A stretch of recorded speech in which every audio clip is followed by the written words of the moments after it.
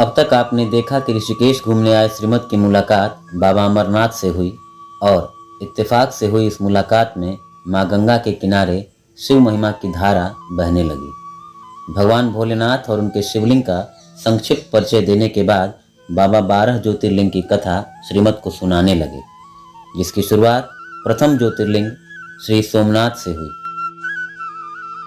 तो आइए गंगा किनारे चल रहे इस कथामृत का आनंद लेते हैं और भगवान शंकर की अपरंपार महिमा का साक्षात्कार करते हैं।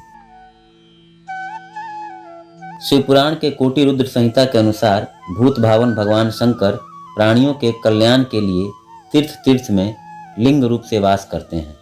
जिस जिस पुण्य स्थान में भक्त जनों ने उनकी पूजा अर्चना की, उसी उसी स्थान में वे आविर्भूत हुए और ज्योतिर्लिंग के रूप में सदा के लिए अवस्थित हो गए। लिंग रूप में भगवान शिव संपूर्ण जगत में व्याप्त हैं। लिंगात्मकम हर चराचर विश्व रूपिण, अर्थात यह चराचर जगत भगवान शिव का लिंग रूप है। भगवान शंकर के 12 ज्योतिर्लिंगों में श्री सोमनाथ को इस धरती का आदि ज्योतिर्लिंग होने का गौरव प्राप्त है। यह जगत प्रसिद्ध आदि ज्योतिर्लिंग गुजरात प्रदेश के सौराष्ट्र में विद्यमान है। अरब सागर के तट पर स्थित आदि ज्योतिर्लिंग भगवान श्री सोमनाथ के मंदिर की अनुपम छटा आदिकाल से ही तीर्थयात्रियों के आकर्षण का कारण रही है। भारत की इस प्राचीन तीर्थस्थली की दिव्य महिमा का गान आज भी ऋग्वेद, श्रीमद् भागवत, शिव पुराण, स्कंद पुराण आदि प्राचीन ग्रंथों में मिलता है। ऐसी मान्यता है कि श्री सोमनाथ ज्योतिर्लिंग का आविर्भाव पृथ्वी की उत्पत्ति के साथ ही हुआ है। एक पौराणिक कथा के अनुसार भगवान ब्रह्मा ने भूमि खोदकर प्रभास क्षेत्र में मुर्गी के अंडे के बराबर स्वयंभू स्पर्शलिंग श्री सोमनाथ के दर्शन किए। उस लिंग को कुश और मधु से आच्छादित करके ब्रह्मा जी ने उस पर ब्रह्मशिला रख दी और उसके ऊपर श्री सोमनाथ के वृहलिंग की प्रतिष्ठा कर दी। चंद्रमा ने उस वृहलिंग की पूजा की।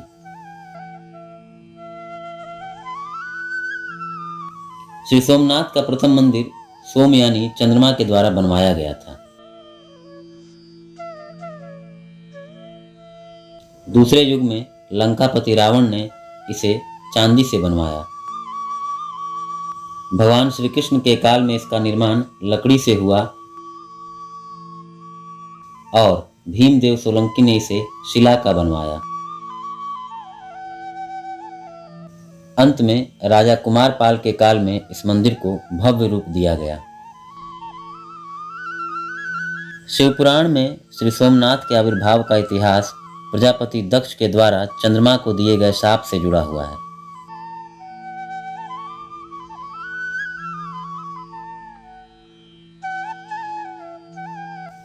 पितामह भगवान ब्रह्मा ने प्रजापति दक्ष को सृष्टि प्रक्रिया आगे बढ़ाने का निर्देश दिया, तो प्रजापति दक्ष ने सबसे पहले हर्यश्व और शबलाश्व नामक पुत्रों को उत्पन्न किया और उन्हें सृष्टि रचना का आदेश दिया।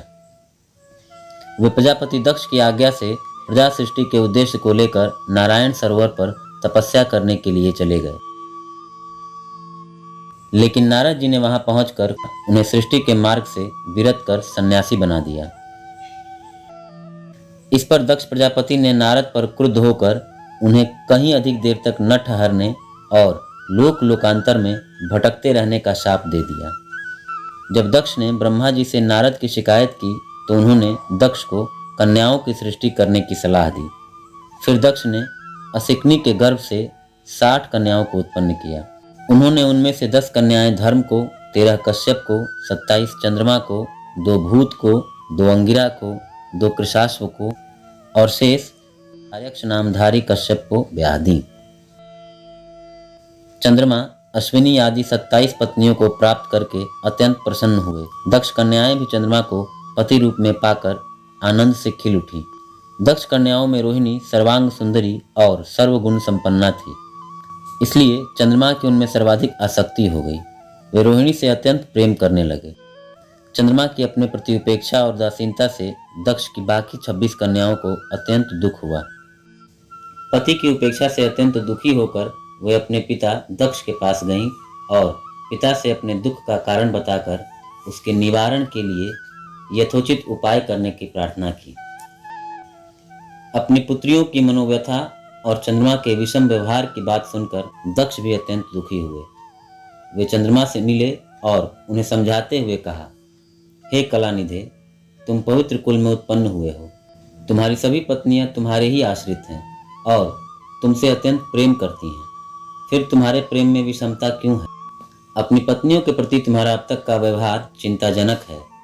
जो व्यक्ति अपने आत्मीय जनों से विषमता पूर्वक व्यवहार करता है उसे नरक में जाना पड़ता है।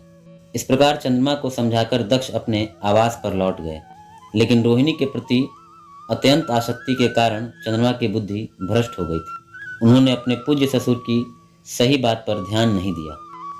सच है, जिसे प्रारब्ध के अनुसार कष्ट मिलना होता है उसे सच में झूठ और झूठ में सच दिखने लगता है। सही उपदेश भी उसे सही मार्ग पर नहीं ला सकता। श्रूयताम चंद्रयत्न पूर्वम प्रार्थितो बहुधा मया न मानितम त्वया यस्मात् स्वमात्वम च क्षयी भव। और उनके व्यवहार से दुखी होकर प्रजापति दक्ष ने उन्हें क्षय रोग होने का भयंकर शाप दे दिया। दक्ष द्वारा शाप देने के साथ ही चंद्रमा दिनों दिन क्षीण होने लगे। उनका दिव्य सौंदर्य नष्ट हो गया। अमृत के क्षीण हो जाने से भूमि पर अमृत वर्षण का कार्य बंद हो गया। नतीजा ये हुआ कि धरती पर अन्न और औषधियों का अभाव होने लगा। देव और पितृकर्म बंद हो गए। हर तरफ त्राहिमाम की पुकार होने लगी।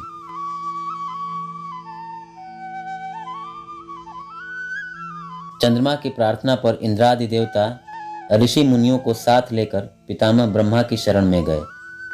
ब्रह्मा जी ने कहा, चंद्रमा की अपनी बुद्धि की वजह से ही यह संकट उत्पन्न हुआ है।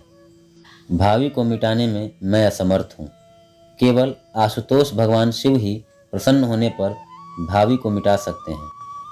अतः चंद्रमा देवताओं और ऋषियों के साथ पवित्र प्रभास क्षेत्र में जाकर भगवान शिव का लिंग स्थापित करके उनकी विधिवत आराधना करें। महामृत्युंजय मंत्र का सविधि अनुष्ठान करें।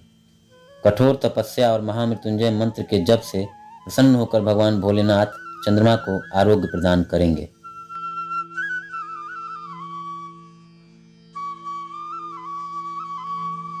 पितामह ब्रह्मा के उपदेश और आदेश को स्वीकार करके चंद्रमा वशिष्ठ आदि ऋषियों और देवताओं के साथ प्रभास तीर्थ पहुंचे। वहां पर शिवलिंग की स्थापना करके वे सविधि भगवान शिव की आराधना एवं महामृत्युंजय मंत्र का जप करने लगे। इस प्रकार प्रभास क्षेत्र में उन्होंने 6 महीने तक लगातार खड़े रहकर भगवान शिव की प्रसन्नता के लिए कठोर तपस्या की और महामृत्युंजय मंत्र का 10 करोड़ जप किया।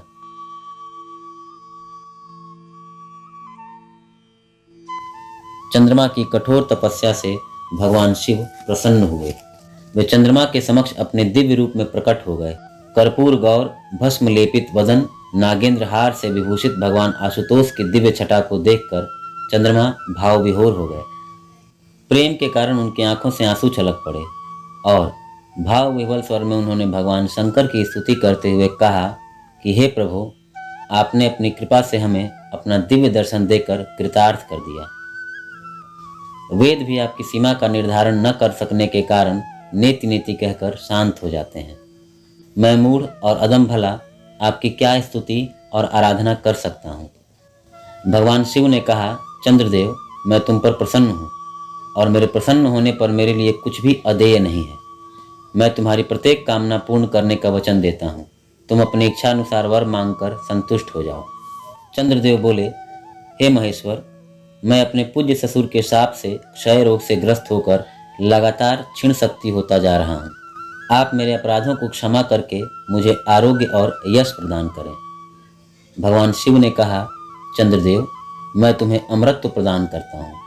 कृष्ण पक्ष में प्रतिदिन तुम्हारी एक एक कला क्षीण होगी, लेकिन शुक्ल पक्ष में उसी क्रम में तुम्हारी एक एक कला बढ़ेगी।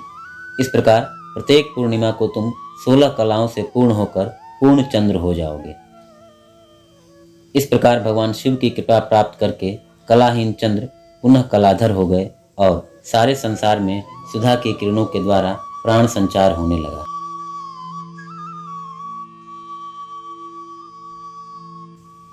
उसके बाद चंद्रमा की प्रार्थना स्वीकार करके भगवान शिव भवानी सहित ज्योतिर्लिंग के रूप में सदा के लिए प्रभास क्षेत्र में स्थित हो गए। निराकार शिव का साकार लिंग श्री सोमेश्वर या श्री सोमनाथ ज्योतिर्लिंग के रूप में तभी से प्रसिद्ध हुआ है। श्री सोमनाथ ज्योतिर्लिंग के दर्शन मात्र से मनुष्य सभी पापों से मुक्त हो जाता है और अभिष्ट फल प्राप्त कर मरने पर स्वर्ग प्राप्त करता है।